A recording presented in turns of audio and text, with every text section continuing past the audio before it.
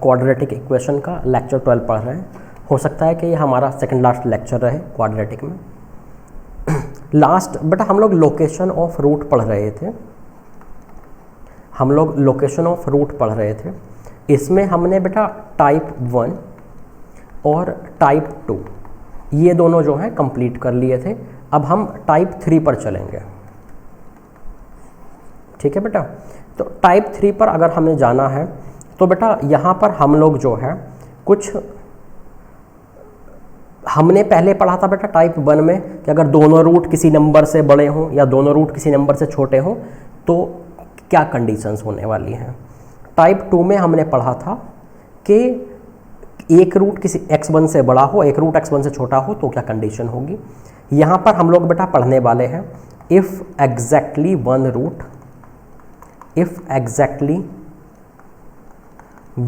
Root lies in interval, if exactly one root lies in interval x1, x2।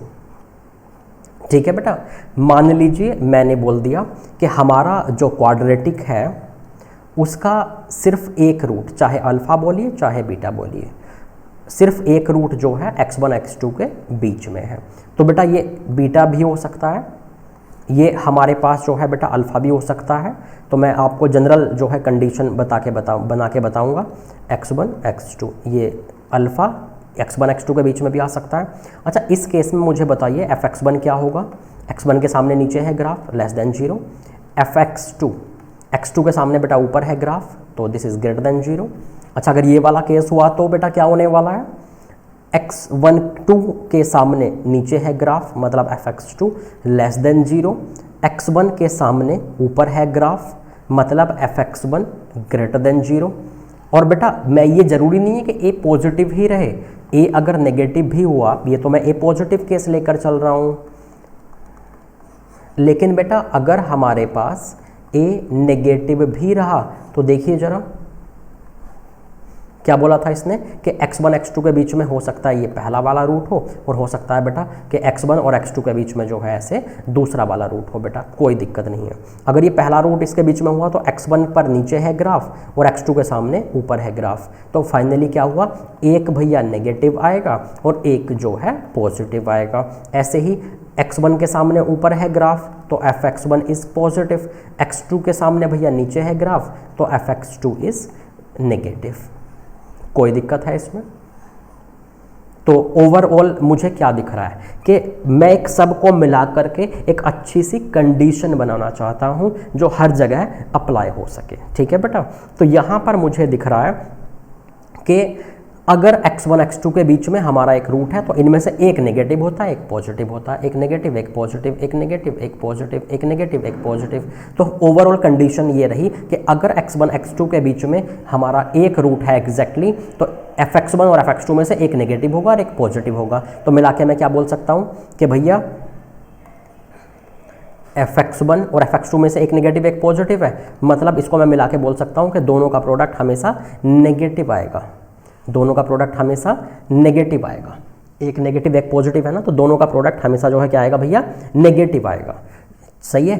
अच्छा तो मतलब आगे से आप अब इस कंडीशन को याद रखेंगे, आगे से आप इस कंडीशन को याद रखेंगे बेटा कि अगर x1 x2 के बीच में हमारा एक रूट है, एग्जैक्टली वन रूट है, तो इन दोनों का जो प्रोडक्ट है वो बेटा लेस देन 0 आएगा। इतनी कंडीशन हमारे लिए काफ़ी है। तो if exactly one root lies in interval x1 x2, तो कुछ भी नहीं सोचना है कि ए पॉजिटिव है नेगेटिव है क्या है, सिर्फ क्या ध्यान रखना है कि पहले को पुट करो दूसरे को पुट करो, दोनों का प्रोडक्ट क्या कर दो बेटा, लेस देन 0 कर दो। कोई दिक्कत, आगे चलते हैं बेटा। ठीक है,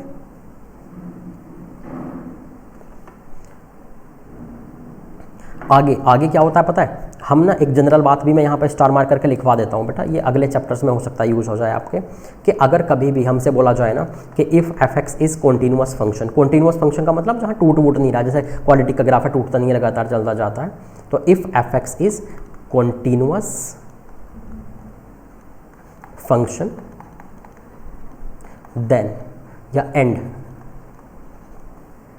fx1 इंटू fx2 अगर लेस देन 0 है, देन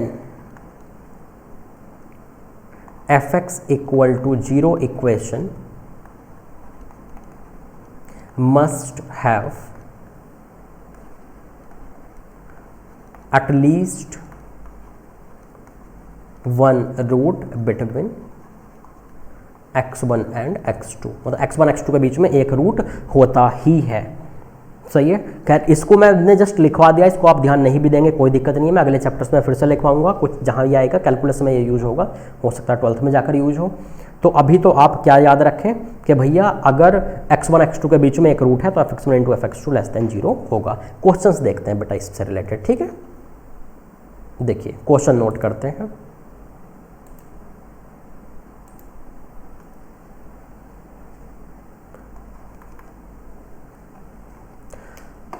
रेड कलर बेटा आंखों पे प्रॉब्लम करता होगा यार, है।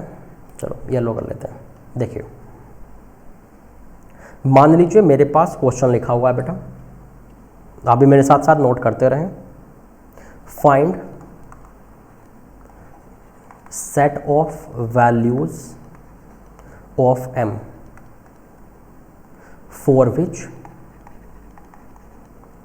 Exactly one root of equation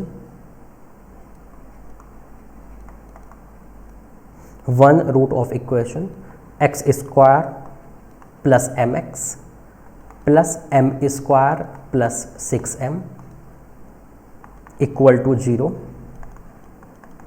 lie in -2, 0। ठीक है भैया, मतलब हमें क्या करना था कि हमें सेट ऑफ m की वो वैल्यूज चाहिए जिसके लिए ये जो इक्वेशन है ये इसका एक रूट एग्जैक्टली एक रूट -2 से 0 के बीच में है।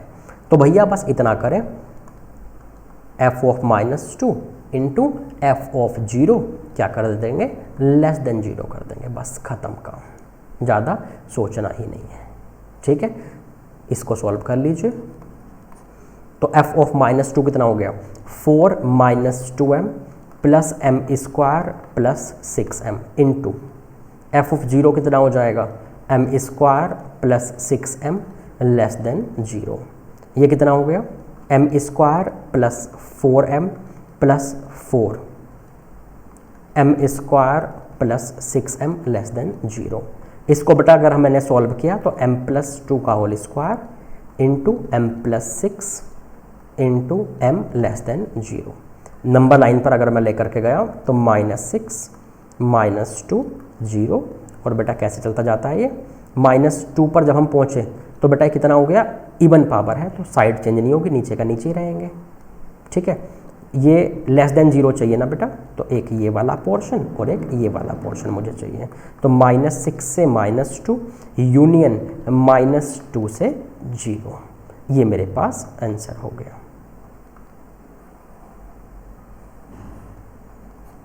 कोई दिक्कत है? अच्छा, यहाँ ध्यान रखना ओपन ब्रैकेट है कि इसके और इसके बीच में लाई करते हैं रूट। ठीक है, मैं एक दूसरा बात भी बताना चाहता हूँ कि अगर ऐसा ना हो तो क्या करना है ना, कि इसमें भी इसके बीच में रूट लाई करता है, अगर क्लोज्ड ब्रैकेट हो जाए तो क्या करना है ना, मैं वो भी बता देता हूँ बेटा। जैसे मान लीजिए मैं क्वेश्चन को थोड़ा सा अगर चेंज कर देता, यहाँ क्लोज ब्रैकेट लगा देता। जैसे मान लीजिए मैंने लिखा कि find value of m for which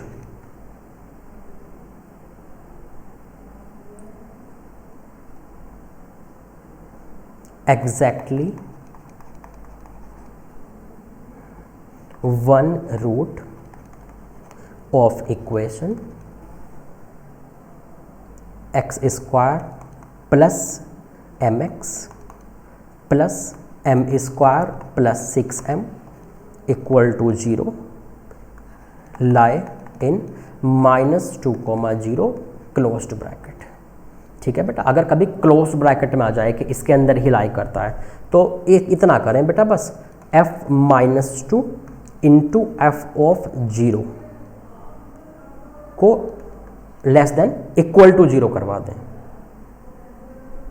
ठीक है, पुट करें, मान लीजिए आप, ये हो गया 4 - 2m plus m square plus 6m F of 0, तो m square plus 6m less than equal to 0। बस तो m प्लस 2 का बेटा होल स्क्वायर और बेटा m कॉमन ला करके, और ये कितना हो गया m प्लस 6 और ये लेस देन इक्वल टू 0। बेटा नंबर लाइन पर ले जाएं बिल्कुल उसी तरीके से, तो -6 -2 0 ऐसे, ये और ये, तो -6 से -2 क्लोज ब्रैकेट यूनियन -2, क्योंकि बेटा इक्वल टू लगता है तो वो क्लोज ब्रैकेट लग जाता है ना, जो ऊपर वाले फैक्टर से वैल्यू आती है, तो ऐसा हो गया। बस दोनों को मिलाकर भी लिख सकते हो, चूँकि -6 से 0 एक ही बात होगी दोनों की। तो ये बेटा मेरा जो है फाइनल आंसर हो गया। कोई दिक्कत है किसी को? नेक्स्ट क्वेश्चन पे चलते हैं। तो क्लोज ब्रैकेट आ जाए बेटा तो आप इक्वल टू लगा देना, चूँकि बेटा -2 से 0 है, 0 पर क्लोज ब्रैकेट हो गया, मतलब मुझसे बोला गया इसके अंदर रूट है एक, तो मतलब 0 भी हो सकता है ना रूट, चूँकि 0 पर कैपिटल क्लोज ब्रैकेट लगा दिया। जैसे अगर यहाँ भी रूट हो सकता है 0 पे भी, तो 0 अगर रूट हो गया तो f(0) इक्वल टू 0 होगा, तो मतलब इनका प्रोडक्ट 0 भी हो सकता है। ठीक है, समझ में? बस ज़्यादातर ओपन ब्रैकेट ही आएगा, तो आप भी ओपन ब्रैकेट ही रखेंगे। ठीक है, नेक्स्ट मान लीजिए मेरे पास जो है बेटा एक क्वेश्चन लिखा हुआ है,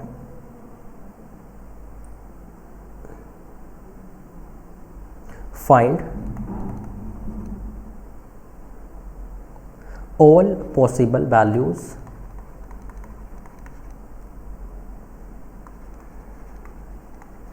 of a for which exactly one root of quadratic equation x square minus a plus 1 into x plus 2a equal to 0 lie in interval 0 से 3।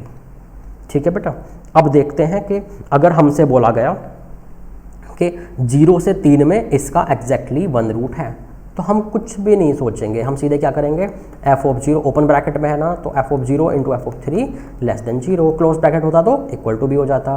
f(0) कितना हो गया बेटा 2a, f(3) कितना हो गया 9 minus 3a plus 1 plus 2a less than 0। कितना आ रहा है यहाँ से 9 माइनस 3 कितना हो गया 6 माइनस a और भैया 2a लेस देन 0, तो a minus 6 into a less, ये ग्रेटर देन हो जाएगा बेटा, मैंने माइनस का मल्टीप्लाई किया इसमें, तो इसमें अगर मैंने माइनस का बेटा मल्टीप्लाई किया है तो यहाँ पर लेस देन हट जाएगा, और ये कितना हो गया,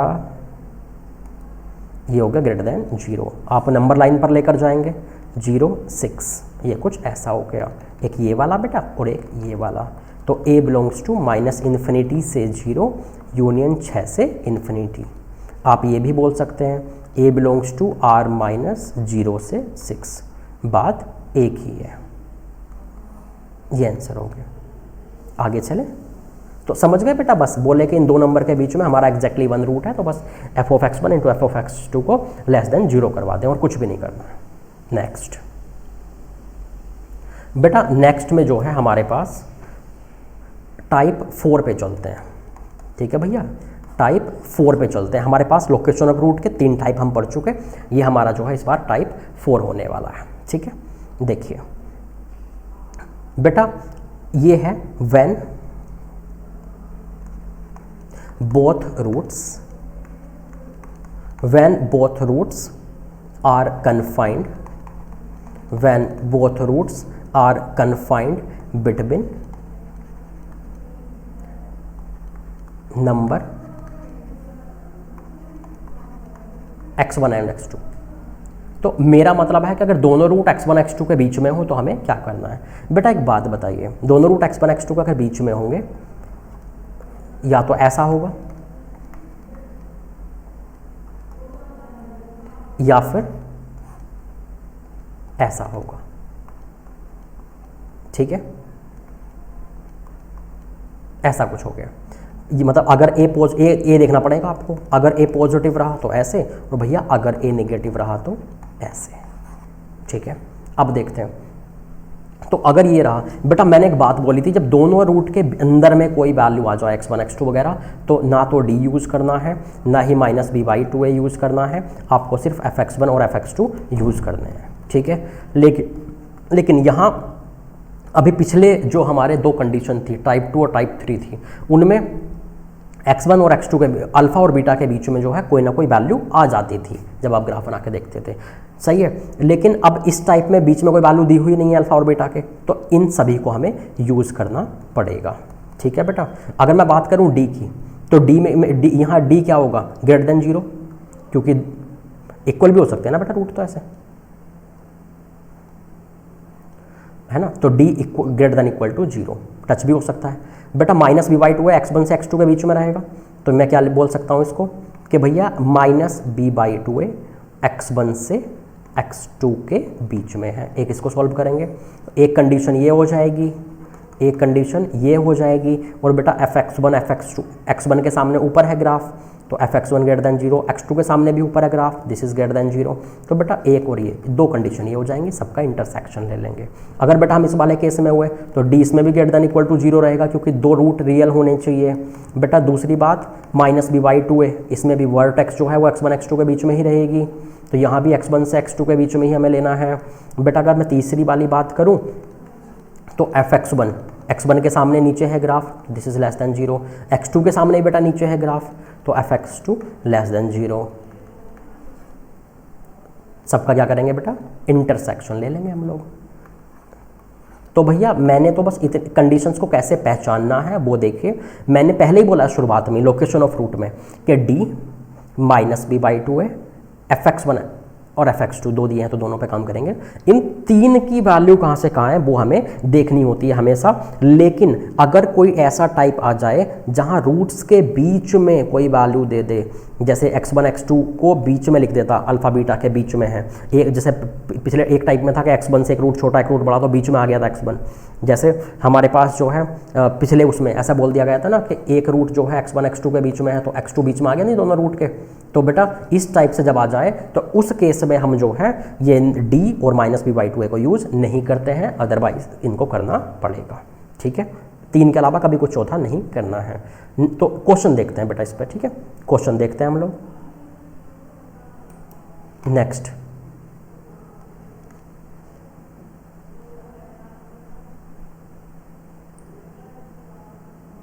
देखिए, if alpha beta are roots of quadratic equation x square plus 2 into k minus 3x plus 9 equal to 0 where alpha not equal to beta। बेटा यहाँ लिख दिया alpha not equal to beta, तो उस हिसाब से चलेंगे। फिर इसने लिखा if alpha beta belongs to -6,1 then find values of k, ठीक है बेटा। तो देखते हैं, इसने मतलब ये कहने की कोशिश की है बेटा, यहाँ जो मुझे दिख रहा है कंडीशन लिखी हुई कि अल्फा बीटा जो है वो -6 और 1 के बीच में है, दोनों रूट मतलब -6 और 1 के बीच में है, और अल्फा इक्वल टू बीटा नहीं है, अल्फा इक्वल टू बीटा नहीं है तो टच वाला केस नहीं आएगा। तो एक्स स्क्वायर का कोफिशिएंट क्या दिख रहा है बेटा, पॉजिटिव। तो क्या मैं करूँगा, यहाँ पे ऊपर को ओपन होगा ग्राफ, अल्फा बीटा इक्वल नहीं है तो टच वाला केस नहीं आएगा, सही है। और बेटा -6 और 1 के बीच में ही रूट्स रहेंगे, सही है। तो बेटा अल्फा और बीटा के बीच में कोई नंबर नहीं दिया है, तो मुझे तीन कंडीशन लगानी है। एक तो बेटा डी लगाना है, दूसरा -b/2a लगाना है। -b/2a कहाँ से कहाँ है, -6 से 1 के बीच में, क्योंकि वर्टेक्स -6 से 1 के बीच में। आप समझ रहे हैं ये वाली बात, क्योंकि बेटा वर्टेक्स पे वैल्यू होती है ना, मैंने बताया था x इक्वल टू -b/2a, तो ये -6 से 1 के बीच में है। अच्छा ये जो है बेटा डी क्या होगा, ग्रेटर देन इक्वल टू 0 होगा। अच्छा इक्वल टू नहीं लगेगा भैया इस बार, टच का केस नहीं है, टच का केस नहीं है तो सिर्फ क्या होगा, ग्रेटर देन 0, चूँकि दो डिस्टिंक्ट रियल रूट होंगे, सही है भैया। अच्छा और देखिए, और तीसरा केस क्या होने वाला है, f ऑफ -6, बेटा -6 के सामने भी ऊपर है ग्राफ और 1 के सामने भी ऊपर है ग्राफ। इसका मतलब क्या हुआ, this is positive and this is positive, ठीक है। तो जब d ग्रेटर देन 0 होने वाला है तो बेटा कितना हो जाएगा, k minus 3 square minus 4ac, तो कितना हो गया माइनस 4ac, ऐसा 4×36, तो ये फाइनली बेटा ऐसा हो जाएगा। इसकी आप कैलकुलेशन देखेंगे बेटा, मैं 4 कॉमन आके पहले ख़त्म कर दिया हूँ, आप अपने हिसाब से सॉल्व कर लेना। -9 लेस ग्रेटर देन ये हो गया मेरे पास ग्रेटर देन 0, तो ये भैया मेरे पास आ रहा है, एक तो k आ गया और एक आ गया भैया k माइनस 6 ग्रेटर देन 0, तो k बिलोंग्स टू -∞ से 0 यूनियन 6 से इन्फिनिटी, ये तो बेटा कुछ ऐसा आ गया। अब अगर मैं इस वाले की बात करूं तो -b/2 कहाँ से कहाँ होना चाहिए, -6 से 1, तो जब मैं इसको सॉल्व करूंगा भैया तो ये हो जाएगा -6 और यहाँ पर कितना हो गया देखिए जरा, -6 और -6 से जो है बेटा ऐसा -b/2 जब आप यहाँ से लिख रहे हैं तो यहाँ से मेरे पास आ जाएगा -k + 3 और बेटा यहाँ कितना हो जाएगा 1, ऐसे मैं सब में से माइनस सब्ट्रैक्ट कर दिया, -3 तो कर दिया तो -9 -k और बेटा -2, माइनस का मल्टीप्लाई कर दिया तो ये हो गया 9k और भैया 2, तो k की वैल्यू 9 से 2 के बीच में हो गई। अब मैं बात करता हूँ f(-6) की। f(-6) की बेटा अगर मैं बात करूँगा तो यहाँ पुट कर लीजिए, कितना हो गया 36 और -12 k - 3 और +9 ग्रेटर देन 0, तो ये कितना हो गया बेटा हमारे पास -12 के और 36 और 12 या 36 दूनी कितना हो गया 72 और 9 81,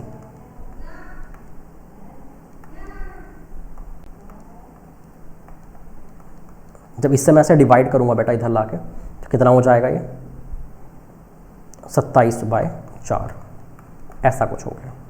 तो एक ये कंडीशन हो गई, ये दूसरी कंडीशन हो गई, ये तीसरी कंडीशन हो गई मेरे पास। अब f(1) को जब मैं ग्रेटर देन 0 करूँगा बेटा सॉल्व करूँगा, देखिए सॉल्व करके देखते हैं क्या दिक्कत है। f(1) को जब मैंने ग्रेटर देन 0 करके बेटा सॉल्व किया तो ये मेरे पास कितना आ रहा है, f(1) पुट किया तो 1 + 2k -6 + 9 ग्रेटर देन 0, तो 2k ग्रेटर देन कितना हो जाएगा ये 9 और 1 10, 10 में से ये गए 4, तो उधर जाके कितना हो गया बेटा हमारे पास -4, ये ऐसे सबका इंटरसेक्शन लिया मैंने, सबका जब मैं इंटरसेक्शन लूंगा बेटा देखिए माइनस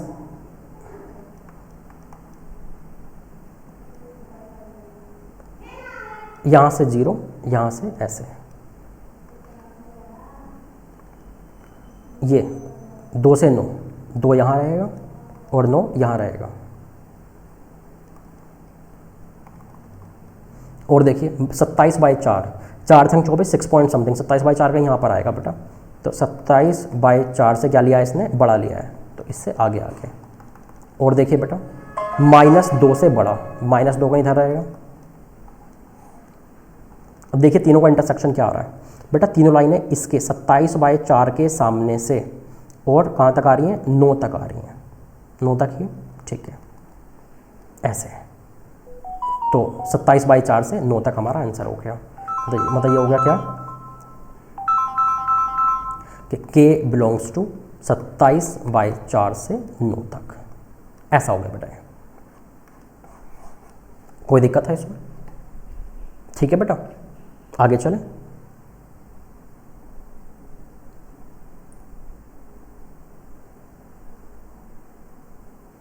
इसमें बेटा एक बार कैलकुलेशन और देख लीजिए फिर से, कभी कहीं पर कोई जो है गड़बड़ हो जाए। ये जो है यहाँ पर बेटा कुछ ऐसा हम लोग कर सकते हैं, देखिए जैसे क्या था मेरे पास, मैं कैलकुलेशन फिर से देख रहा हूँ बेटा।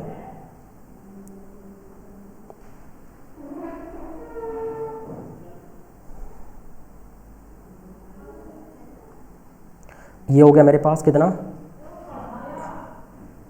x² + 2, बेटा मैं फिर से क्रॉस चेक कर रहा हूँ इसको, जैसे x² प्लस कितना है ये 2k minus 3 plus 9 equal to 0, ठीक है। -6 से 1 के बीच में हमारा एक रूट है, ठीक है बेटा। और देखते हैं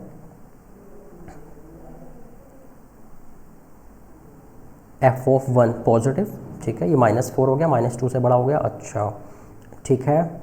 और अब जो है हमारे पास 27/4, अरे 27/4 से छोटा है ना बेटा के। यहाँ पर एक हम लोगों से क्या गलती हुई, जरा ध्यान से देखिए बेटा, ये 27/4 जो है ना, ये वाला, ये इससे छोटा है ना बेटा के।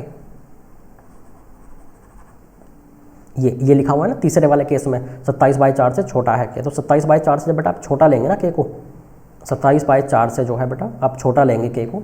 एक मिनट,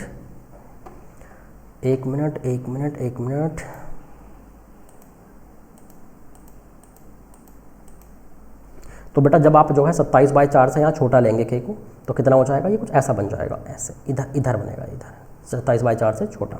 बेटा जब कॉमन लेंगे तो कॉमन वाला पार्ट ये वाला आ रहा है बेटा, 6 से 27/4 तक, ये आ गया कॉमन पार्ट। तो ये आंसर हो गया फाइनली 6 से 27/4। कोई दिक्कत है भैया? ये मेरा आंसर है क्या? अब आगे चले, नेक्स्ट पे चलते हैं ना।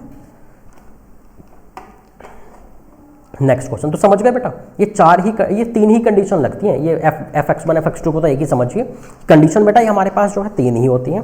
बस जब बीच में अल्फा और बीटा के बीच में कोई वैल्यू दे दे तो ये 2 यूज नहीं होती हैं, डी और ये, बाकी से ही काम चल जाता है हमारे पास, ठीक है। चलिए नेक्स्ट क्वेश्चन लिखिए बेटा।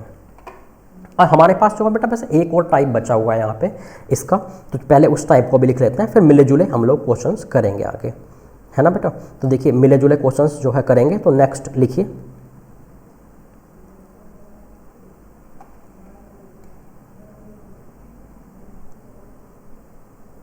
टाइप 5 की मैं बात करता हूँ बेटा। यहाँ पर बेटा टाइप 5 की बात करता हूँ। टाइप 5 में देखिए हम लोग क्या करने वाले हैं। टाइप 5 में बेटा ऐसे बोला है, if both roots of equation lies outside the interval x1, x2। मतलब इसने ये बात की है कि इसके बाहर में है, ये इसने बेटा बात की है कि x1 x2 के जो है बाहर में है हमारे रूट्स। इसका मतलब ये हो गया बेटा कि कुछ ऐसा समझ लो, ये मेरा ग्राफ है, x1 और x2 के बाहर में है आप, और मैं थोड़ा बड़ा बना देता हूँ बेटा ग्राफ, जैसे ये है ऐसा कुछ। तो x1 x2 के बाहर में है रूट्स, मतलब यहाँ रूट नहीं है, इन दोनों के बीच में रूट नहीं है, इसके बाहर की तरफ रूट है। तो बेटा मैंने पहले भी बोला है कि अल्फा बीटा के बीच में अगर कोई वैल्यू आ जाए, जैसे यहाँ x1 x2 अल्फा बीटा के बीच में दिए हैं ना, तो बेटा ना तो d यूज होने वाला है, ना ही हमारे पास -b/2a यूज होने वाला है। हम सिर्फ fx1 और fx2 से ही काम चलाएंगे। बेटा अगर मैं fx1 की बात करूँ, x1 के सामने नीचे है ना ग्राफ, तो fx1 क्या होगा, <0। x2 के सामने भी नीचे है ग्राफ, तो fx2 क्या होगा बेटा, <0। ये जो है मेरे पास, दोनों को मैं इंटरसेक्शन ले लूँगा, मेरा आंसर आ जाएगा। और बेटा यहीं पर, ये तो इससे रिलेटेड हो गया ना, अगर बेटा यहीं पर उल्टा होता, यहीं पर अगर a नेगेटिव होता, ये तो a पॉजिटिव का केस लिया था ना मैंने, अगर बेटा a नेगेटिव होता तो आपको पता है पहले हम ग्राफ बना लेते हैं ऐसे, और बेटा x1 के सामने भी ऊपर है ग्राफ, x2 के सामने भी ऊपर है ग्राफ, तो fx1 भी पॉजिटिव एंड बेटा fx2 भी पॉजिटिव, और बेटा हम क्या करते हैं, दोनों का इंटरसेक्शन ले लेते हैं, फिर तो आंसर आ जाता है हमारा। तो समझ रहे हैं बात को कि जब भी दोनों रूट्स के बीच में वैल्यू लिखे, चाहे एक लिखे चाहे दो लिखे, x1 x2, यहाँ तो बल्कि 2 वैल्यू लिख दें, चाहे एक वैल्यू लिखे बीच में, चाहे बेटा 2 वैल्यू लिखे, आपको हमेशा क्या करना है, आपको टेंशन नहीं लेनी है, आपको जो है d और -b/2a नहीं यूज करना है। जब भी अल्फा बीटा के बीच में कोई वैल्यू देते हैं, जहाँ अल्फा बीटा के बीच में x1 और x2 को दिया था, कुछ केसेस में पहले जो हमारे टाइप 2 और टाइप 3 थे उनमें भी बीच में वैल्यू दी थी, x1 या x2 कुछ ना कुछ देता था, उसमें भी हमने d और -b/2a को यूज नहीं किया था। ठीक है बेटा, आगे चलें, देखिए नोट कीजिए बेटा, और आगे क्वेश्चन देखते हैं इस पर, है ना। जैसे मान लीजिए बेटा मेरे पास क्वेश्चन लिखा हुआ है, find all values of k for which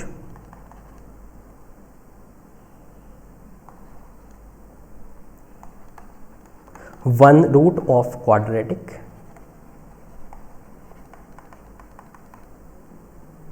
quadratic मैं यहाँ लिख देता हूँ k minus 5 x square minus 2kx plus k minus 4 equal to 0। ये बेटा मेरे पास क्वाड्रेटिक है। तो आगे क्या बोला इसके बारे में, is smaller than 1 and other root exceed 2। ठीक है बेटा, ऐसा कुछ मेरे पास चल रहा है। तो बेटा एक बात बताइए मुझे, जैसे हमारे पास क्या है, अगर मेरे पास जो है ऐसा लिखा हुआ भैया, अगर मेरे पास ऐसा लिखा हुआ है कि अच्छा आपको अगर एक थोड़ी सी बात ध्यान हो, कि जब आपको बोला जाता था ना बेटा, मैं थोड़ा सा पीछे चलता हूँ, मैं एक कॉन्सेप्ट पे जाता हूँ वापस ताकि आपका थोड़ा टाइम बच जाए। जैसे मान लीजिए मैं यहाँ की बात करूँ, है ना, और पीछे की बात करूँ, मान लीजिए मैं यहाँ की बात करूँ बेटा, यहाँ और अगर मेरे पास कभी ऐसा क्वेश्चन होता था, टाइप 2 था मेरे पास, कि अगर x1 बीच में है, x1 से एक रूट बड़ा है एक रूट छोटा है, तो मैं क्या करता था पता है, x1 के सामने क्या है, नीचे है ग्राफ, और a क्या है यहाँ पे, पॉजिटिव है, तो a into f x one को क्या करता था, लेस देन 0। अगर मुझसे बोला जा चाहे ऐसा हो ग्राफ तो भी यही कंडीशन होती थी, चूंकि a नेगेटिव है और बेटा x1 के सामने पॉजिटिव हो जाता था ग्राफ, तो ये कंडीशन मेरी काम कर जाती थी, a into f x one less than 0। मतलब ये मेरा टाइप 2 था बेटा क्वेश्चन का, ये मेरा जो है लोकेशन ऑफ रूट का टाइप 2 था, कि अगर x1 अल्फा बीटा के बीच में आ जाए, अगर x1 अल्फा बीटा के बीच में आ जाए तो आपको क्या करना होता था कि बेटा और कुछ भी फालतू ना दे, बस x1 अल्फा बीटा के बीच में हो, तो बेटा a into f x one less than 0 करना होता था। बेटा यहाँ आप क्या करेंगे, बेटर क्या है कि जैसे यहाँ क्या है भैया, देखना पड़ेगा ना a पॉजिटिव है या a नेगेटिव है, तो बेटर है इनसे बचने के लिए, जब a का पता ही ना हो पॉजिटिव है या नेगेटिव है, तो एक कॉमन बात लिखते हैं, जब हमें a का पता ही ना हो, है ना, वेदर a पॉजिटिव और a negative we don't know. तो बेटा उसी की तरह क्या करें आप, a into f x one को लेस देन 0 कर दें और a into f x two 0 को लेस देन 0 कर दें, फिर दोनों का इंटरसेक्शन ले लें, फाइनल आंसर आ जाएगा। तो इस बात को अपनाएं आप बेटा, इस वाले कॉन्सेप्ट को अपनाएं, फाइनल वाला इस कॉन्सेप्ट को अपनाएं। ठीक है, जैसे वहाँ पर क्या था कि अगर x1 से एक रूट छोटा एक रूट बड़ा था तो a into f x one is less than 0। यहाँ क्या है, अल्फा बीटा के बीच में x1 भी है x2 भी है, तो a into f x one less than 0, a into f x two less than 0।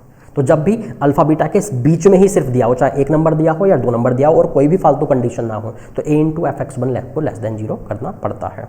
जैसे अगर बेटा मैं यहाँ पर बात करूँ तो मुझे नहीं पता कि यार ये पॉजिटिव है नेगेटिव है, तो क्यों ज़्यादा सोचो, आपको क्या दिया हुआ है, आपको दिया हुआ है कि कोई एक जो है क्वाड्रेटिक है, ऊपर को ओपन हो नीचे कोई फर्क नहीं पड़ता, और इसके यहाँ पर x क्या क्या दिया है, 1 और 2, एक रूट 1 से छोटा एक रूट 2 से बड़ा, तो 1 और 2 बीच में दिया और कुछ भी नहीं दिया। तो जब सिर्फ अल्फा बीटा के बीच के नंबर दिए हो तो क्या करें हमेशा, a into F one less than 0, और साथ में और क्या करेंगे बेटा, a into F two less than 0, इनको सॉल्व करेंगे बस। ठीक है, अगर बीच में सिर्फ एक नंबर देता, मुझसे बोलता एक रूट a1 से छोटा एक रूट 1 से बड़ा है, तो a into F one less than 0 करता। सिर्फ ये 2 नंबर दे दिए, 1 और 2 दे दिए अल्फा और बेटा के बीच में, तो a into F one less than 0, a into F two less than 0। तो इसकी से आपका क्या फायदा होगा ना बेटा, आपको बार बार जो है वो कंडीशन नहीं लगानी पड़ेंगी, एक बार a को पॉजिटिव लेंगे एक बार a को नेगेटिव लेंगे, वरना वो तो हमारा केस था ही, ऐसा हमने क्वेश्चन शुरुआत में किया भी था। अच्छा, तो a into F one less than 0, तो k माइनस 5 बेटा एफ वन की बात करें, देखिए कितना आ रहा है f1, k minus 5 minus 2k plus k minus 4 less than 0। कुछ कट रहा है, k कट गए बेटा यहाँ से, माइनस 9 है वो उधर जाकर 9 से जब मल्टीप्लाई उधर डिवाइड होगा तो ग्रेटर हो जाएगा, तो k ग्रेटर देन 5 बन जाएगा यहाँ से। मैं अगर यहाँ की बात करूँ तो बेटा k माइनस 5 f2 जब मैं लिखूँगा बेटा कितना आ जाएगा, 4k माइनस 20 माइनस 4k, और कितना बच रहा है बेटा हमारे पास, plus k minus 4 less than 0। बेटा 4k से 4k कट गया, ये कितना हो गया, k माइनस 24, और ये कितना भैया, k माइनस 5 लेस देन 0। तो k की वैल्यू बेटा कहाँ से कहाँ हो गई, 5 से 24। बस बेटा क्या करें, दोनों का यूनियन ले लें। इसने बोला था k कहाँ है भैया, 5 से बड़ा है, इसने बोला है 5 और 24 के बीच में है, तो मैं बोल सकता हूँ k बिलोंग्स टू 5 से बड़ा बोला था इसने, अच्छा इसने 5 से बड़ा बोला था, तो बेटा दोनों को मिला के दोनों का यूनियन लेना था ना, तो फाइनली क्या हो गया, दोनों का यूनियन। अलग अलग केसेस का तो यूनियन आता है ना बेटा हमेशा। तो कितना हो गया ये, अच्छा मैंने क्या बोला था पहले, अच्छा बेटा ये इंटरसेक्शन, सॉरी इंटरसेक्शन यार, मैंने पहले ही बोला हुआ आपको जस्ट प्रीवियस में कि दोनों का क्या ले लिया करें, बस इंटरसेक्शन ले लिया करें दोनों कंडीशंस का। लोकेशन ऑफ रूट में सारी कंडीशंस का इंटरसेक्शन लेना होता है, ये क्योंकि केस नहीं है अलग अलग। तो बेटा हम लोग बस क्या करेंगे, हम लोग सिर्फ इतना करेंगे कि जब दोनों का मैंने जो है इंटरसेक्शन लिया, जब मैंने दोनों का जो है बेटा यहाँ ला कर के इंटरसेक्शन लिया, इंटरसेक्शन,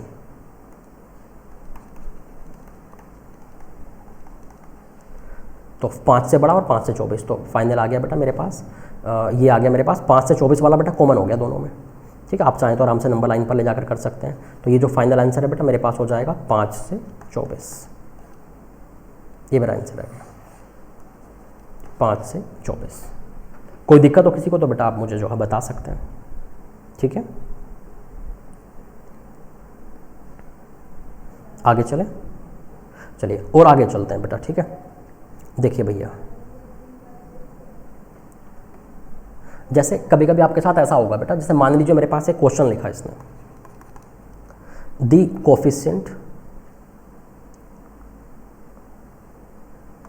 कोफिशिएंट्स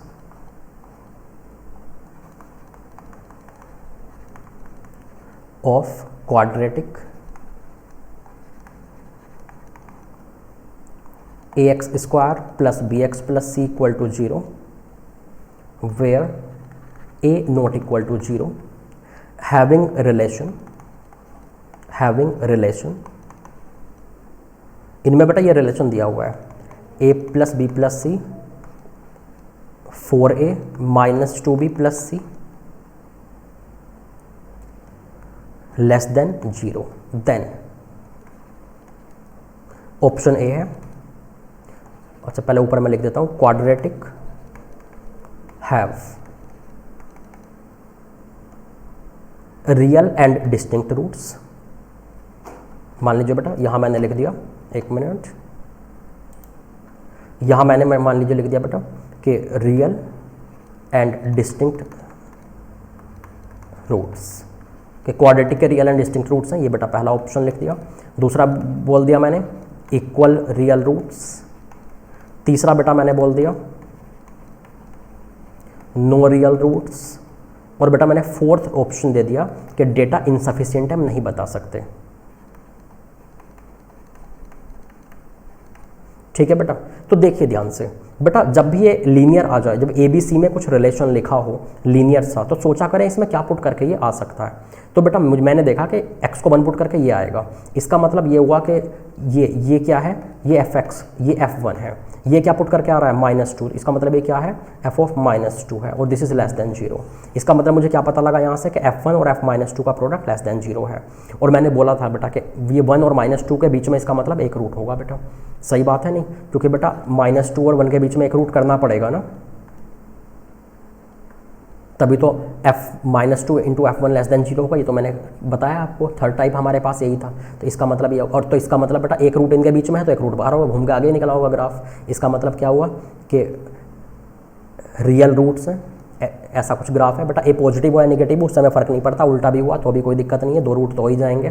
तो रूट रियल है और बेटा डिस्टिंक्ट है, एक इधर और एक कहीं इधर। ठीक है बेटा, तो जब भी ये लीनियर लिखा हुआ है करें ना ABC में, तो इसको बेटा इससे इंटरप्रेट किया करें, f1 f2 f3 ऐसा कुछ पुट करके इंटरप्रेट किया करें। सही है, और मैंने बोला कि fx1 into fx2 less than 0 है, तो इनके बीच में एक रूट है ही, दूसरा रूट बाहर है, तो 2 रूट हो गए और वो भी अलग अलग है। ठीक है भैया, और आगे देखते हैं बेटा। कई बार क्या होता है ना, हमें पता नहीं होता है कि लोकेशन ऑफ रूट का क्वेश्चन है, लेकिन वो होता है, क्योंकि हमें तो ये वाली आदत है ना कि 2 से बड़ा है रूट, 3 से छोटा है रूट, ऐसी वाली आदत है। कभी कभी बेटा ऐसा भी हो सकता है कि पॉजिटिव है रूट, नेगेटिव है रूट, तो भी हमें समझना होगा ना, पॉजिटिव रूट है मतलब 0 से बड़ा है रूट, ये कहने की कोशिश की है। कभी बोला नेगेटिव है रूट, तो मतलब 0 से छोटा है रूट, ये कहने की कोशिश की है। तो ध्यान रखें, पॉजिटिव रूट नेगेटिव रूट का मतलब भी वो लोकेशन ऑफ रूट का ही क्वेश्चन है। जैसे मान लीजिए बेटा एक क्वेश्चन लिखते हैं यहाँ पे, मैंने क्वेश्चन लिखा,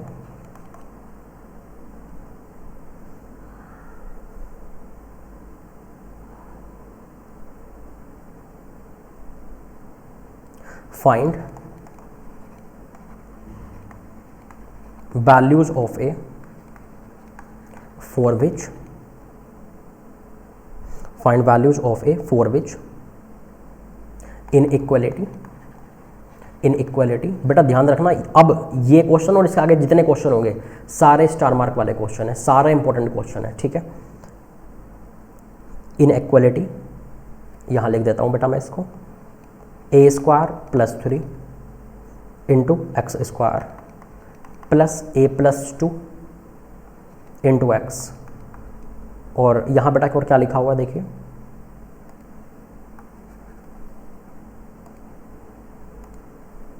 -5 less than 0 is true for at least 1 negative x.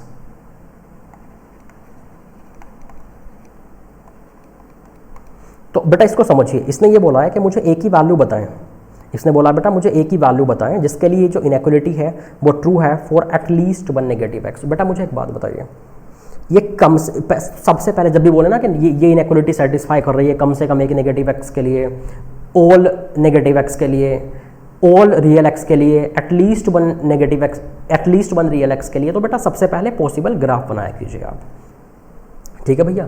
तो अगर आपने बेटा पॉसिबल ग्राफ बनाया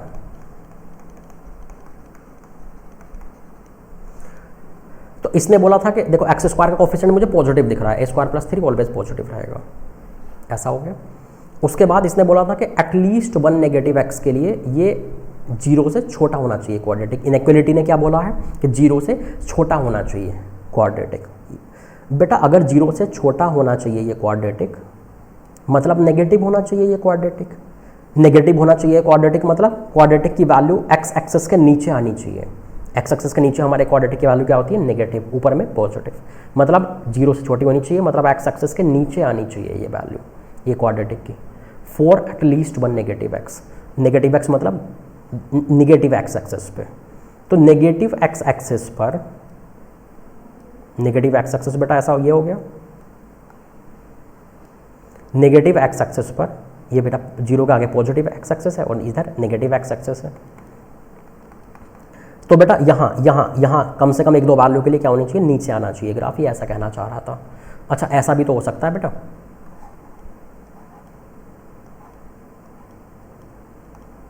ये y एक्सिस है, ये x एक्सिस है, और बेटा ये क्या हो गया हो हमारे पास, दोनों रूट ही इधर आ गए हो। अभी भी तो देखो ये यहाँ से यहाँ का तो बेटा नेगेटिव x ही काउंट होगा ना, ये मैं इसको रेड मार्क कर देता हूँ अलग से, ये नेगेटिव x ही तो है बेटा। तो x की नेगेटिव वैल्यूज़ पे क्या हो रहा है, ये देखो नीचे आ रहा है, नेगेटिव में आ रहा है। ये भी x की नेगेटिव वैल्यूज़ पे क्या आ रहा है बेटा, नेगेटिव एक्स एक्सिस के सामने क्या आ रहा है, ये क्वाड्रेटिक भी नीचे आ रहा है, नेगेटिव में आ रहा है। तो या तो ऐसा ग्राफ चाहिए या फिर बेटा ऐसा वाला ग्राफ चाहिए, कोई दिक्कत है इसमें, ऐसा वाला ग्राफ भी चल जाएगा बेटा, ऐसे एक रूट यहाँ चलेगा, तो अभी तो नेगेटिव है, अभी भी तो इसका हिस्सा ही नेगेटिव है, नेगेटिव एक्स पे।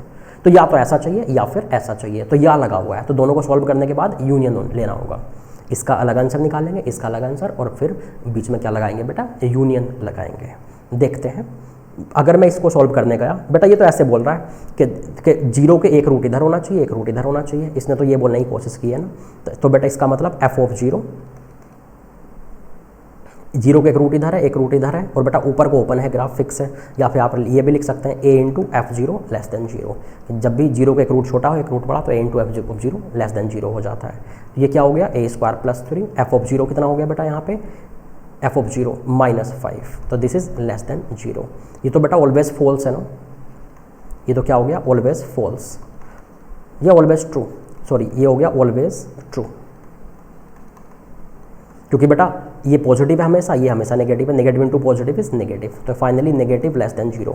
तो ये तो हमेशा ही नेगेटिव रहेगा, मतलब ये तो ऑलवेज ट्रू है, और ऑलवेज ट्रू का मतलब क्या होता है, a बिलोंग्स टू r, हमारा आंसर हो गया। a में थी ना बेटा इनइक्वालिटी, सही है, a belongs to r answer हो गया बेटा। अच्छा तो इसको यहाँ टाइम बचा सकते हैं हम लोग, जल्दबाजी ना करें। तो देखिए यहाँ कुछ भी आंसर आए, a की वैल्यू यहाँ पे कुछ भी आए, फाइनली तो दोनों का यूनियन होने वाला है ना, और है, क्योंकि या तो ऐसा होगा या फिर ऐसा होगा।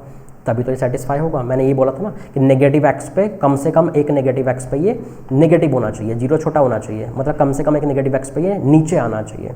तो ऐसे भी आ सकता है, देखो नेगेटिव एक्स पे नीचे, और ऐसा भी आ सकता है नेगेटिव एक्स पे नीचे। तो बेटा या तो ये होगा या फिर ये होगा, तो बीच में या लगा हुआ, या का मतलब है यूनियन। तो इसका आंसर और इसका आंसर बेटा आर है, यहाँ से कुछ भी आंसर आए इसके साथ मिलकर तो क्या कर देगा, फाइनली जब यूनियन आएगा तो ए बिलोंग्स टू आर ही बना देगा। तो ये हमारा आंसर हो गया ए बिलोंग्स टू आर। तो कभी ए बिलोंग्स टू आर का दूसरे से यूनियन लेना हो तो दूसरे को सॉल्व ना करें, क्योंकि फाइनली तो आर ही आने वाला है। या फिर बेटा अगर एक फाई आ जाए और किसी दूसरे के साथ इंटरसेक्शन लेना हो तो आप दूसरे को सॉल्व ना करें, क्योंकि इंटरसेक्शन तो फाई ही आने वाला है ना। ये मैं यहाँ बता देता हूँ कि जैसे कोई भी मान लीजिए एक है ए बिलोंग्स टू फाई आंसर और बाकी ए बिलोंग्स टू कुछ भी हो, तो इन दोनों का जो इंटरसेक्शन आता है बेटा, फाई का दूसरे के साथ जो इंटरसेक्शन आता है वो ए बिलोंग्स टू फाई ही आता है, तो दूसरे को सॉल्व ना किया करें। ऐसे ही बेटा ए बिलोंग्स टू आर को ए बिलोंग्स टू दूसरा कुछ भी लिखा हो, समथिंग कोमा समथिंग कुछ भी लिखा हो बेटा, जब हम जो है दोनों का यूनियन करते हैं तो फाइनली जो है वो ए बिलोंग्स टू आर ही आता है, चाहे कुछ भी लिखा हुआ हो। कोई दिक्कत है इसमें? आगे चलें, ठीक है बेटा। देखिए नेक्स्ट क्वेश्चन देखते हैं। तो ये एटलीस्ट वन नेगेटिव एक्स के लिए नेगेटिव होगा, एटलीस्ट पॉजिटिव एक्स के लिए पॉजिटिव होगा, एटलीस्ट पॉजिटिव एक्स के लिए नेगेटिव होगा, पॉजिटिव रूट होंगे, नेगेटिव रूट होंगे। तो ये सब बेटा लोकेशन ऑफ रूट का ही एक्सटेंडेड फॉर्म होते हैं, ठीक है। देखिए बेटा नेक्स्ट क्वेश्चन लिखिए। जैसे मान लीजिए मुझसे बोला हुआ है फाइंड वैल्यूज ऑफ ए, या दूसरा क्वेश्चन लिखता हूं, if f x equal to 4x square plus a x plus a minus 3 is negative. एक मिनट बेटा, दिस इज नेगेटिव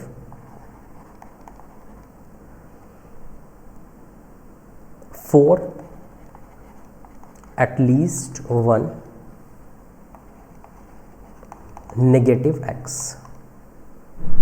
तो find all values of a, ठीक है बेटा।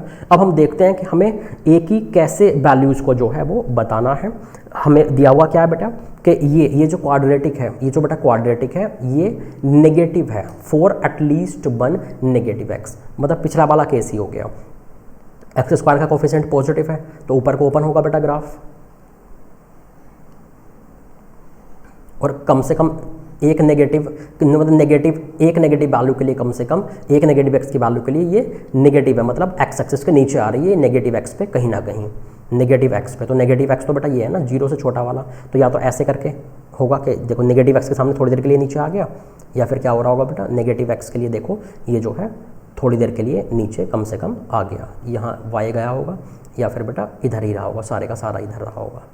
सही है, नेगेटिव एक्स इधर होता है ना बेटा ये जीरो से पहले, तो नेगेटिव एक्स पर ये क्या हो गया बेटा नीचे आ गया। देखो नेगेटिव एक्स के सामने इधर नीचे है ग्राफ, नेगेटिव एक्स के सामने भी नीचे आ गया ग्राफ। सारा ग्राफ जरूरी नहीं था नीचे आना नेगेटिव एक्स पे, थोड़ा बहुत भी आ गया तो चल जाएगा। तो ऐसा भी चलेगा और ऐसा भी हमारे पास चलेगा। तो या तो ऐसा चलेगा या फिर ऐसा चलेगा। ये पॉसिबल ग्राफ बना लिया बेटा हम लोगों ने, काफ़ी पेचीदा है, हर किसी को समझ में नहीं आएगा बेटा, मुझे जरूर पूछ लेना व्हाट्सएप पे, ठीक है।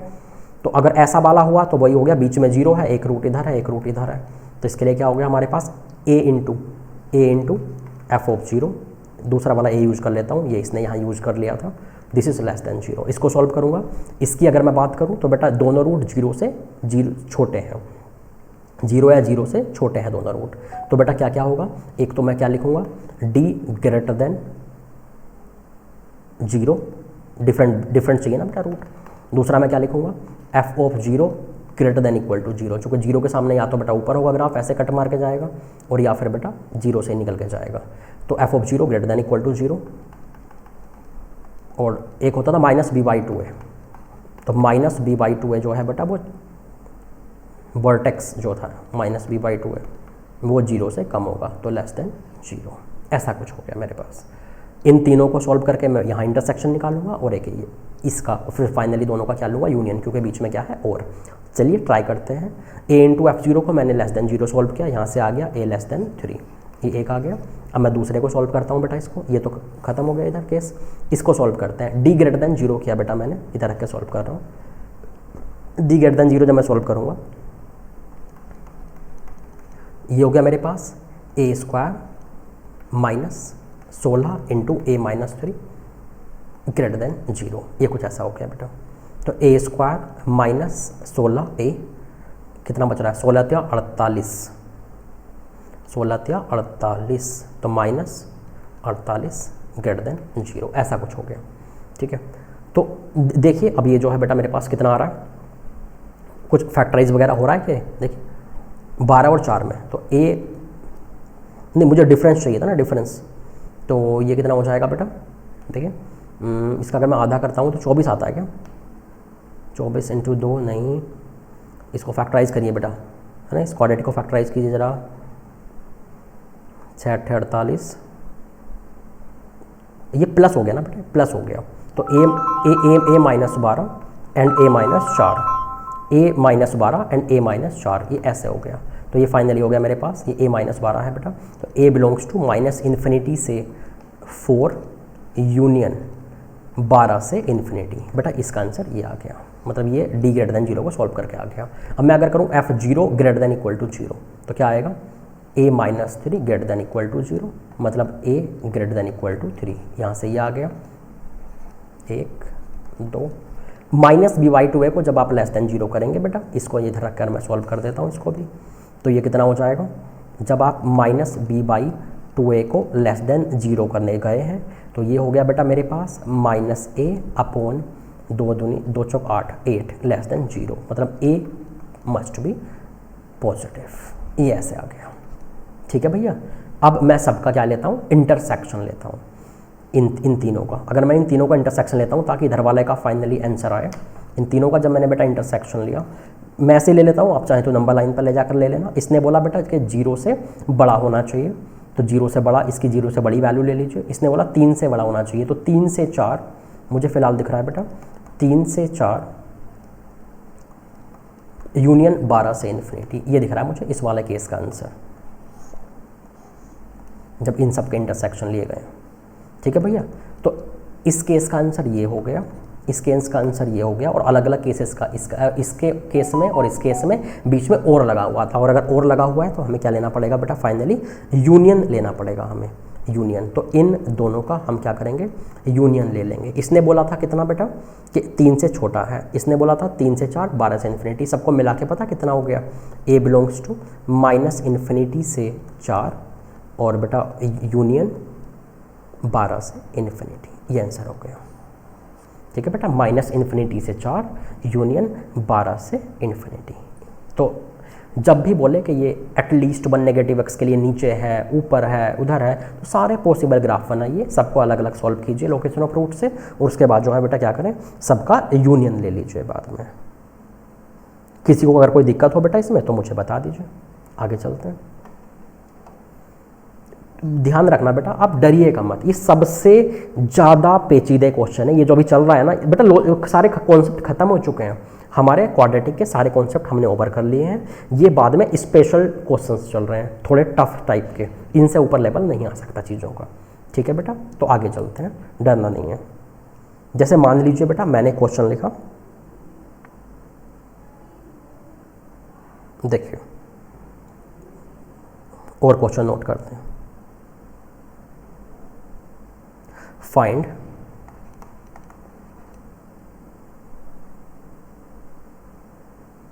values of a, find values of a for which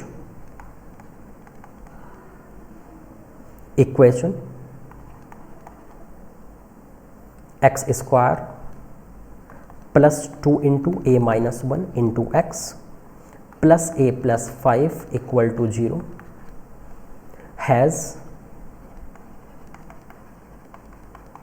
at least one positive root. तो इसने बेटा ऐसे बोल दिया कि ये जो है एटलीस्ट 1 इसका पॉजिटिव रूट है। तो बेटा अगर कम से कम एक पॉजिटिव रूट हमारे पास है इस क्वाड्रेटिक का क्या दिख रहा है, एक्स स्क्वायर। पहले पॉसिबल ग्राफ बनाएंगे, जब भी बोले पॉजिटिव रूट है, नेगेटिव रूट है, इसके बीच में रूट है, उसके बीच में रूट है, एटलीस्ट वन के लिए नेगेटिव है, एटलीस्ट वन पॉजिटिव एक्स पे ये पॉजिटिव है, तो बेटा आप सबसे पहले बिना सोचे समझे सारे पॉसिबल ग्राफ्स बना लें, possible graphs for this question. बेटा एक्स स्क्वायर का जो कोफिशिएंट है वो पॉजिटिव है, तो मैंने ऐसा बना लिया। अब इसने क्या बोला है कि एटलीस्ट वन पॉजिटिव रूट है, तो ऐसा भी चलेगा। तो एक रूट क्या हो भैया,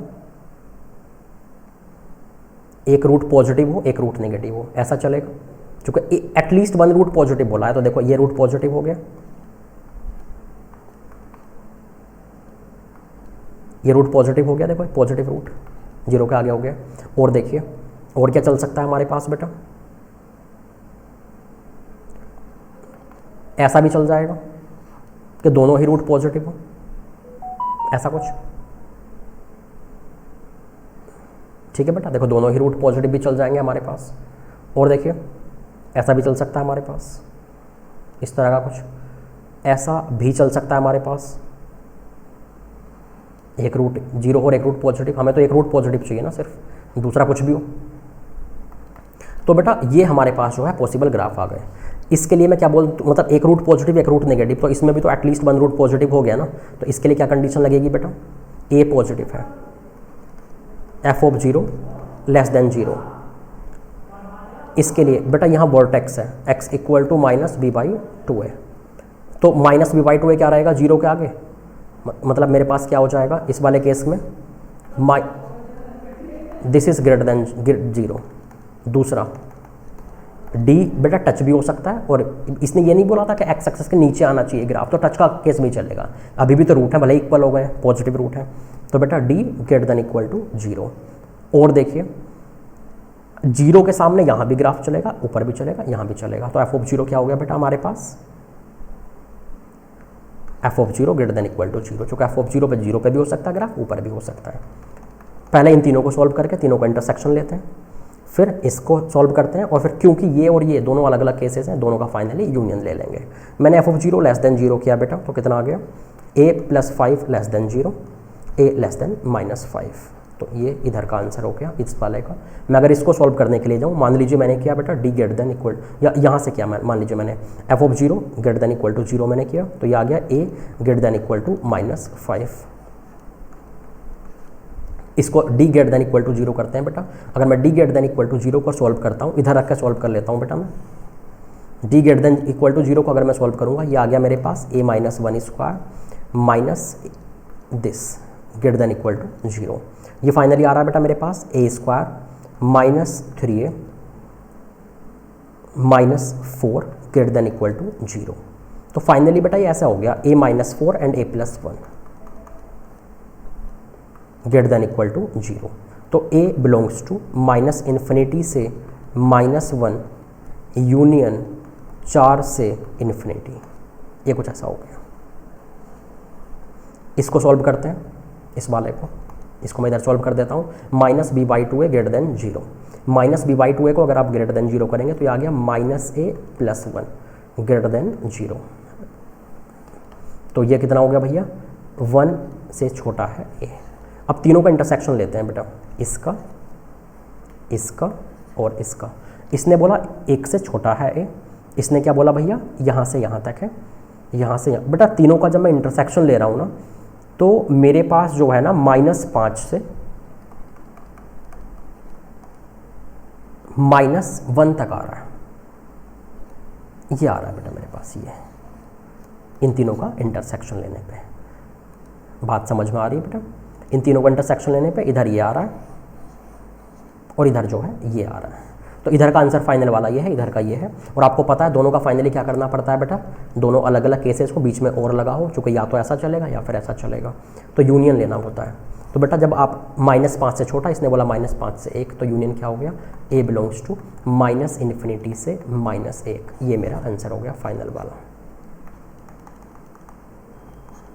तो तो समझ रहे हैं बेटा बात को? जब भी बोले ना कि एक रूट पॉजिटिव है, एटलीस्ट एक रूट पॉजिटिव है, एटलीस्ट एक रूट नेगेटिव है, तो भैया एटलीस्ट एक रूट पॉजिटिव में क्या केस हो सकता था? या तो एक नेगेटिव एक पॉजिटिव, या फिर एक जीरो एक पॉजिटिव, या फिर दोनों पॉजिटिव। तो सारे केस अलग अलग लेकर सबको अलग अलग सॉल्व किया, फिर उनका यूनियन कर दिया करो। ठीक है बेटा, ग्राफ बहुत इंपॉर्टेंट है, आपको समझ में आ गया होगा यहाँ पे, है ना बेटा? और देखते हैं आगे, बहुत इंपॉर्टेंट क्वेश्चन हैं, इनमें से आधे भी समझ में आ गए ना तो बहुत बड़ी बात है, ध्यान रखना बेटा। लेकिन अगर आपको आगे बढ़ना है तो समझना होगा। Next,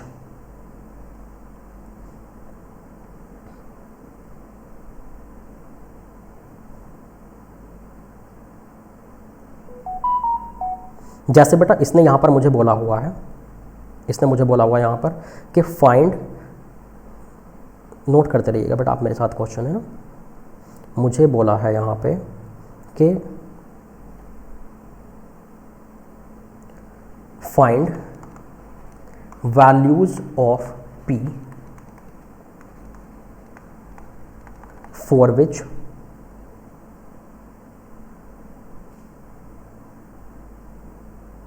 x square minus 2px plus 3p plus 4 less than 0 is satisfied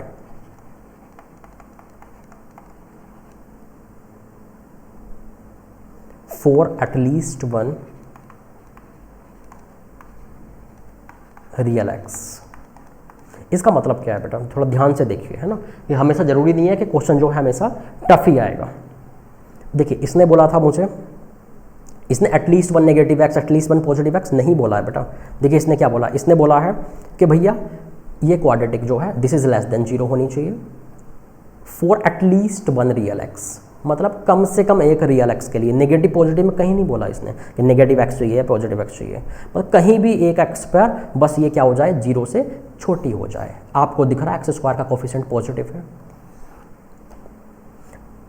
ये एक्स एक्सेस है। इसने बोला था कि बस 0 से छोटी हो जाए ये कहीं भी quadratic at least one real x पे, मतलब पूरे एक्स एक्सेस पे, पॉजिटिव नेगेटिव की बात नहीं की, पूरे एक्स एक्सेस पे किसी भी एक कम से कम एक वैल्यू पे ये नीचे को आ जाए, ग्राफ नेगेटिव हो जाए, क्वाड्रेटिक नेगेटिव हो जाए, मतलब एक्स एक्सेस के नीचे हो जाए, मतलब एक्स एक्सेस की किसी भी वैल्यू पे बस ग्राफ नीचे आ जाए एक्स स्क्वायर का, इसका क्वाड्रेटिक का।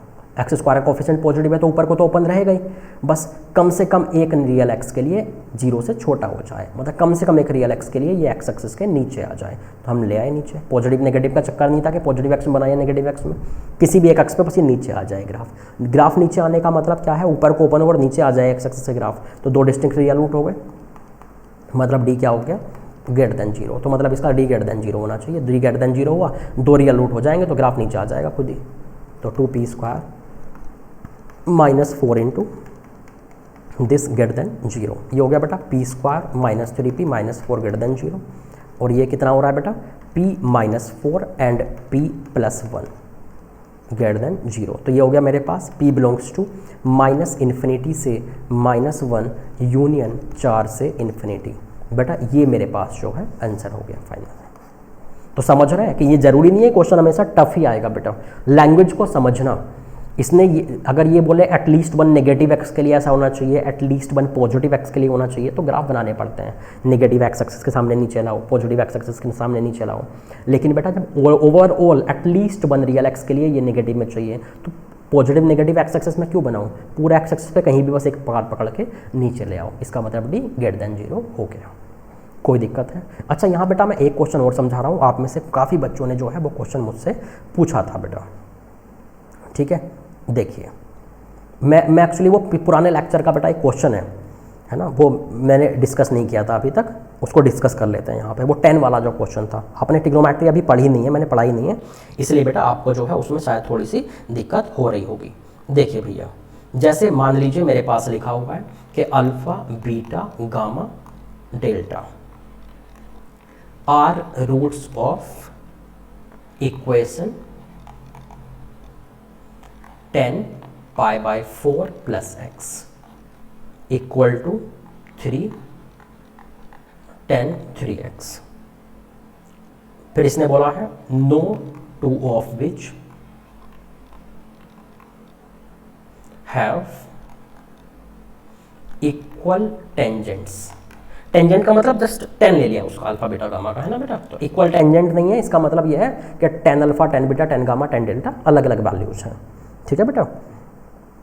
और देखिए तो फिर इसने क्या बोला है, then find 10 alpha plus 10 beta plus 10 gamma plus 10 delta, ये फाइंड कीजिए। देखते हैं बेटा, जब 10 अल्फा 10 बीटा 10 गामा इसने खुद बोला है तो सबसे पहले हमें क्या करना चाहिए, हमें 10x में बदलना तो चाहिए पहले। ये 10 पाई बाई 4x को लिखा हुआ है हमने, तो बदल कर देखिए बेटा। देखिए ये हमारे पास हो जाएगा कितना, इसको 10 3x का फॉर्मूला लगा के देखते हैं, और इसमें जो है बेटा क्या करते हैं 10 पाई बाई 4 प्लस x का फॉर्मूला लगाते हैं। तो ये फाइनली जो हमारी इक्वेशन आ गई वो आ गई बेटा कितनी, 10a प्लस b से मैंने खोला, और अगर अब मैंने अभी आपको पढ़ाया नहीं है इसलिए आपसे अभी नहीं भी हो, कोई दिक्कत नहीं है बेटा, देख लेना। 10a प्लस बी का फॉर्मूला ये होता है, ठीक है, इक्वल टू 3 इंटू, जब ये खोलेंगे बेटा 1 माइनस 10 3x अगर आप भूल भी गए हो या नहीं भी याद हो, आपको नहीं पढ़ा, तो बेटा 10 ऐसे खोल सकते हैं, 10x प्लस 2x करके भी खोल सकते हैं, मुझे कोई दिक्कत नहीं है, ठीक है। मैं उनके लिए बता रहा हूँ, अगर कभी 3x का फॉर्मूला भूल जाए तो ऐसे 2x प्लस x करके खोल लिया कीजिए। कितना आ गया है 3 10x प्लस 10 2x अपॉन, थोड़ा लंबा पड़ेगा, बाद में जब मैं पढ़ा दूंगा फिर तो 3x के फॉर्मूले याद हो जाएंगे आपको। तो this into this, a plus b समझ के मैंने खोल दिया बेटा। 2x को फिर से हाफ एंगल में तोड़ दीजिए तो 10x तक पहुंच जाएंगे। तो ये कितना हो गया 10x plus 2 10x upon 1 minus 10 square x. नीचे भी सेम केस है, 1 minus 10x into 2 10x upon 1 minus 10 square x, ठीक है भैया। इसको थोड़ा आपने जब एलसीएम वगैरह लिया तो फाइनली 1 प्लस 10x ऊपर है और बेटा 1 माइनस 10x जो है ये नीचे है। एलसीएम वगैरह लेके सिंप्लीफाई करते हैं, मैं नेक्स्ट पेज पे करूँ बेटा सिंप्लीफाई। ये कितना आएगा थोड़ा देख लेंगे, ये आएगा ऐसे करके चला जाएगा इधर, तो 3 इंटू कितना हो गया फाइनली 3, ये हो गया इधर आ गया 10x और ये 3 10x, तो 3 10x माइनस 10 क्यूब एक्स, ये तो ऊपर का हो गया, मतलब ये फाइनली हो गया बेटा हमारे पास कितना, राइट साइड में लिख रहा हूँ 3 into 3 10x minus 10 cube x upon 1 minus 3, देखते हैं बेटा है ना क्या ये यही है, सिंप्लीफाई होके ये इधर चला जाएगा ऐसे, तो 1 माइनस 10 स्क्वायर एक्स और माइनस 3 10 स्क्वायर एक्स, 1 माइनस ये क्या हो गया 2 10 स्क्वायर यहाँ है माइनस, हाँ तो सही है 1 माइनस 3 10 स्क्वायर एक्स, ठीक है बेटा। ये ऐसा हो गया सिंप्लीफाई हो कैल्शियम वगैरह, और इधर में क्या लिखा हुआ था 1 plus 10x upon 1 minus 10x। Cross multiply वगैरह करा लीजिए बेटा, जब इसको आप ऐसे क्रॉस मल्टीप्लाई करवाएंगे, ये माइनस है बेटा यहाँ पे, तो ये कितना हो गया इधर जा करके, ये हो गया हमारे पास 1 minus 3 10 square x plus 10x minus 3 10 cube x equal to 3 10x 9 10x minus 3 10 cube x, उसके बाद माइनस 10 से जब मल्टीप्लाई करेंगे तो हो जाएगा मेरे पास 9 10 स्क्वायर एक्स, उसके बाद माइनस 3 10 स्क्वायर और इसका मल्टीप्लाई करेंगे तो प्लस 3 10 की पावर 4x, एक तरफ ले आइए बेटा सभी को, तो कितना आ रहा है बेटा 10 स्क्वायर, ये 10 क्यूब है, ठीक है 3 10 क्यूब वाला तो कट गया बेटा, ये एक तरफ लाएंगे ना तो ऐसे इतना बच रहा है 3 10 की पावर 4x और माइनस 6 10 स्क्वायर एक्स, 10x बच रहा है क्या, plus 8 10x minus 1 equal to 0। तो बेटा ये इससे मैच हो रहा है 3 इंटू एक्स, या a समझ लो इसको, a x की पावर 4, एक्स क्यूब वाला टर्म नहीं है तो 0 इंटू एक्स क्यूब प्लस सी एक्स स्क्वायर जो इससे मैच हो रहा है प्लस डी एक्स और प्लस ई इक्वल टू 0। इसने बोला था मुझसे, तो बेटा एक बात बताइए, यहाँ x की जगह पे क्या है 10x है, तो यहाँ जो रूट होगा, रूट जैसा वहाँ अल्फा बीटा गामा हम लोग बोलते थे ना बेटा, तो x की वैल्यू को अल्फा बीटा गामा बोला, तो लेकिन यहाँ x इक्वल टू क्या है 10x है, तो x इक्वल टू 10 अल्फा होगा। तो मतलब यहाँ जो सम ऑफ रूट्स लेंगे इस वाले के हिसाब से वो क्या लेंगे 10 अल्फा, क्योंकि x की वैल्यू यहाँ 10x होने वाली है, 10 अल्फा, क्योंकि 10x ही हमारा वेरिएबल है, तो 10x की वैल्यू को ही हम रूट बोलेंगे, है ना। आपको दिख रहा है बेटा 10x ही हमारा इस 4 डिग्री वाले का वेरिएबल की तरह ट्रीट हो रहा है, तो 10x की जो वैल्यू वही हमारी वेरिएबल की वैल्यू हो गई। तो 10 alpha 10 gamma 10 delta sum of roots, ये क्या हो जाता है माइनस बी बाई ए। तो माइनस बी बाई ए जब हम लोगों ने यहाँ पर लिखा बेटा कितना हो गया 0 है ना बेटा एक्स क्यूब का कोफिशिएंट, तो 0 अपॉन ए मतलब 0, तो ये मेरा आंसर हो गया।